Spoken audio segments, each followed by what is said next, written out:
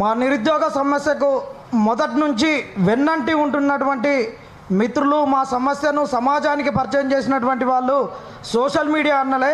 కాబట్టి వాళ్ళకి ఈరోజు కష్టం వచ్చినప్పుడు ఖచ్చితంగా వాళ్లకు వెన్నుదండుగా ఉంటామని మేము వచ్చినాం. ఇది మా కృతజ్ఞత.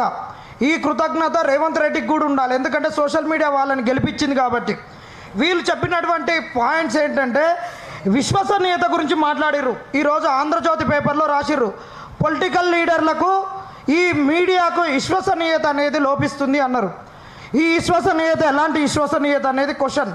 ఎలా అంటే మరి ఈరోజు ఆంధ్రజ్యోతి లాంటి పేపర్లో, లేకుంటే మెయిన్ స్ట్రీమ్ అని చెప్పుకుంటున్నటువంటి ఈ పత్రికా సంస్థలు, ఈ మీడియా యాజమాన్య సంస్థలు మరి డబ్బులు తీసుకొని మేము వాస్తవాలను రాయము అని చెప్పి సంచులు పెట్టుకొని వాస్తవాలు రాస్తే వీళ్లకు వాళ్లకు మధ్యలో వచ్చేటటువంటి విశ్వసనీయత ఇది తేలాలి. ఫస్ట్ విశ్వసనీయత అంటే. తర్వాత వీరు మాట్లాడుతున్నారు క్వాలిఫికేషన్స్ అనేటటువంటిది మరి జర్నలిజంలో ఉండేటటువంటి వారికి ఓనమాలు రావన్నారు. ఏ ఓనమాలు అంటే ఏబిసిడీలు ఆ నుంచి రౌతి వరకు అని చెప్పినావు. ఈ వానమాలు వచ్చినటువంటి వాళ్ళు కాబట్టి వీళ్ళు సొంతంగా పెట్టుకొని వీళ్ళే సర్చ్ ఇంజన్ ఆప్టిమైజేషన్ SEO చేసుకుంటారు, వీళ్ళే ఎడిటింగ్ చేసుకుంటారు, అన్నీ తానయ్యే చేసుకుంటారు. వీళ్ళకి ఒక్కొక్కళ్ళకు మంచి మంచి డిగ్రీలు ఉన్నాయి.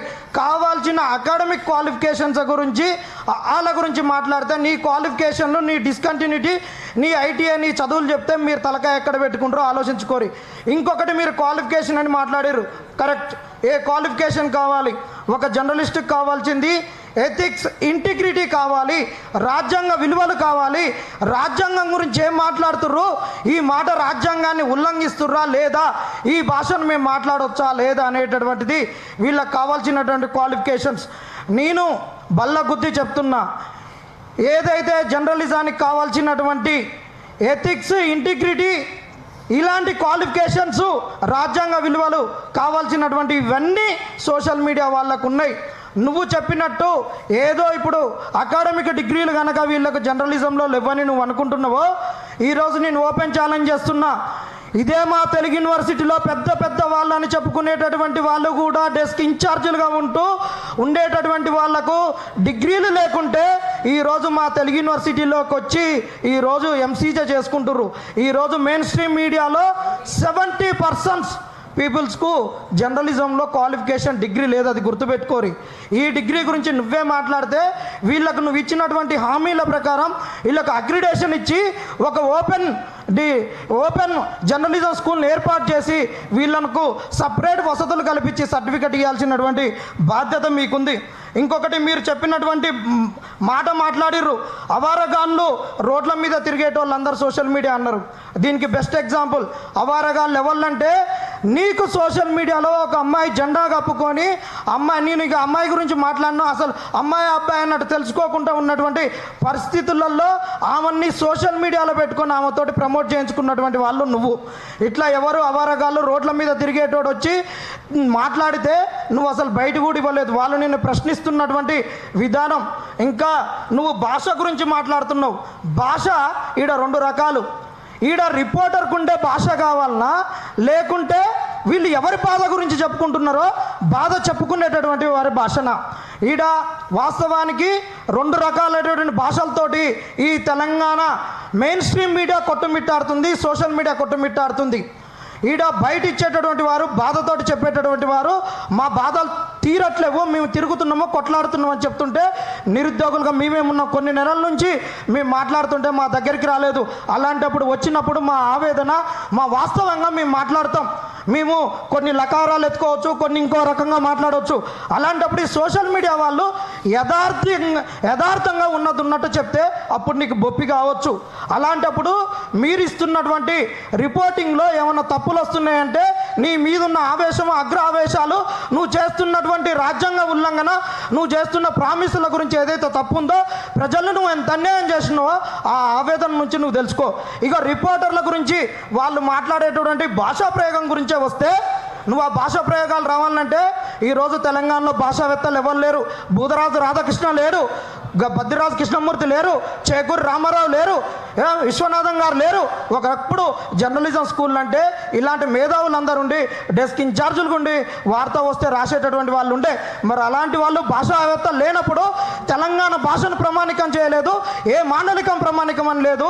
అసలు మాండలికానికి నీకు పదానికి వాక్యానికి తేడా తెలియనటువంటి ఈ తెలంగాణ భాష పైన యాస భాష పైన వచ్చినటువంటి తెలంగాణలో నువ్వు చేయించినటువంటి రీసెర్చ్ ఏంది? తెలంగాణ భాషకు మొత్తానికి ప్రామాణికతను సృష్టించింది ఏంది? దీనిపైన రీసెర్చ్ చేయకుండా అవాక్కు చవాక్కులు పేలొద్దు.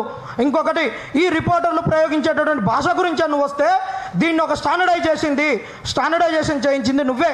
ఇదే తీన్మార్ మల్లన్న ఎంపీ ఎమ్మెల్సీగా గెలిచిండు. మరి ఆయన మాట్లాడినటువంటి భాష ఏంది? మరి నువ్వు మాట్లాడుతున్నటువంటి భాష ఏంది? నువ్వు నిన్ననే మాట్లాడినావు, ఎవడు పడితే వాడని కాళ్ళ మీద కాళ్ళు వేసుకొని కూర్చుంటుండు, వాడు వీడు అన్నారు. మీరు ఒక ముఖ్యమంత్రిగా ఉండి ఒక కుటుంబ పెద్దగా ఉండి తప్పు చేస్తేనే, ఆడపిల్ల తప్పు చేస్తే తల్లిని తిడతారు, కొడుకు తప్పు చేస్తే తండ్రిని తిడతారు. మరి నువ్వు ఒక ముఖ్యమంత్రి హోదాలో ఉండి మాకు నీతులు చెప్పడానికి వచ్చి నువ్వు మాట్లాడినటువంటి భాషా ప్రయోగం ఏంది? మీ తీన్మార్ మల్లన్న నువ్వు స్టాండర్డైజేషన్ చేసి తిట్లే ప్రామాణికత అని చెప్పి ఆ జర్నలిజాన్ని అందరి మీద రుద్ది నువ్వు ఈరోజు మళ్ళా ఈ భాష ఆ భాష అని చెప్తే బాగుండదు. ఫస్ట్ ముఖ్యమంత్రి గారు భాష సవరణ చేసుకోవాలి. తొడలల్లోకి బల్లును తోలుతుండడము, పేగులు దించుకొని మెడకేసుకుంటానడము, గంగెద్దు లెక్క ఊరేగుతానడము, కడ్రాయర్లు చించుతానడము, ఇలాంటి నీ భాషా ప్రయోగం ఉన్నప్పుడు జర్నలిస్టులు వాళ్ళు వచ్చిన వార్తకు కొద్దిగా భావోద్రేకాన్ని జోడించడం కొరకు వాళ్ళు మాట్లాడతారు. దీని గురించి రావాలంటే నువ్వు వచ్చి ప్రధాన వేదికల మీద మాట్లాడడం కాదు. ప్రెస్ క్లబ్ ఉన్నది, చాలా పెద్దలు ఉన్నారు, వాళ్ళతోటి కూర్చోబెట్టి మాట్లాడాల్సిన అవసరం ఎంతైనా ఉంది. ఇక మీరు చేస్తున్నటువంటి ఈ అలిగేషన్స్ ఏదైతే ఉందో వీటన్నిటినీ ముక్త కంఠంతో ఖండిస్తున్నాం. ఎవరైనా నేను 2 చేతులెత్తి జోడించి చెప్తున్నా, భాషా ప్రయోగంలో మన కానించి తప్పున్నా మనం మార్చుకుందాం. ఫస్ట్ మార్చుకోవాల్సింది వాళ్ళు మార్చుకోవాలి. నువ్వేమన్నా నీతులు చెప్పదలుచుకుంటే నువ్వు మారి ఫస్ట్ చెప్పాలి అని రేవంత్ రెడ్డి గారికి సూచన చేస్తున్నాం. ఈ జర్నలిస్టుల పైన మీరు చేసినటువంటి అవాంఛనీయమైనటువంటి వ్యాఖ్యలను నిరుద్యోగుల తరపున మీ ముక్త కంఠంతో ఖండిస్తున్నాం. వీరు చేసేటటువంటి ఏ ప్రోగ్రాంకైనా మా నిరుద్యోగుల నుంచి సంపూర్ణమైన మద్దతు ఉంటుందని ఇదే వేదిక నుంచి మేము ప్రకటిస్తున్నాం. థ్యాంక్ యూ అన్న. సో ఇప్పుడు నిరుద్యోగ జేఏసీ నుంచి ఓయూ ఆస్మాని మాట్లాడాల్సిందే కూర్చున్నాము. సో ఈ మధ్యకాలంలో ఆమె వీడియోలు కూడా సోషల్ మీడియాలో